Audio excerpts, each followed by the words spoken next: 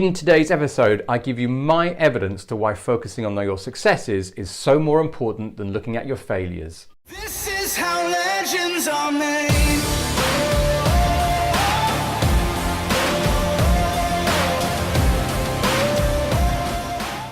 Hi there, my name is Ben Jackson and thanks for joining me today. As ever, I'm trying to find hints, tips, ideas and advice that's going to help you improve your life in some way. But today I wanted to share something that's happened to me over the last week. Well, I say the last week, but I think the observations the last week, but it goes back for a longer period of time with that. And I thought it might be useful just to understand it, explore it, and for you to get some value from it. And it's about rejection, about taking knockbacks. I know I talk a lot about failure, I talk about a lot of success and how we need to bounce back from rejections or setbacks or problems.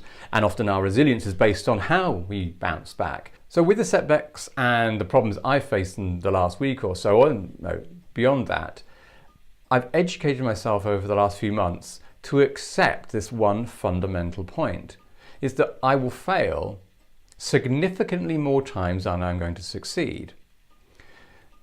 And that's half of the equation. The other half of the equation is to only focus on the successes, the things that have worked.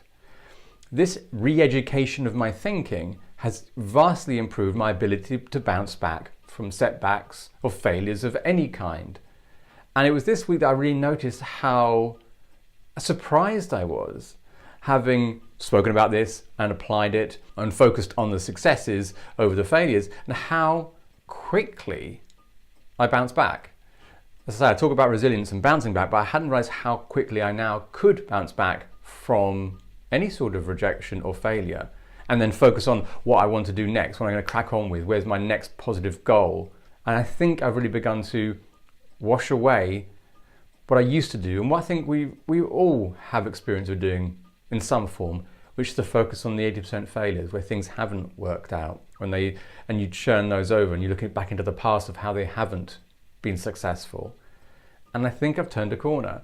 I think it was a slow corner, but I just really noticed a distinct marker that my ability to bounce back from a setback or a failure is super quick, very aligned, and very natural, very congruent. I'm offering you as a living evidence that it is successful. We need to, though, continue to practice that everything that comes as a setback, we look for the positive, we look for the optimistic solution, and we accept that the rules of the game, of life, are about failure.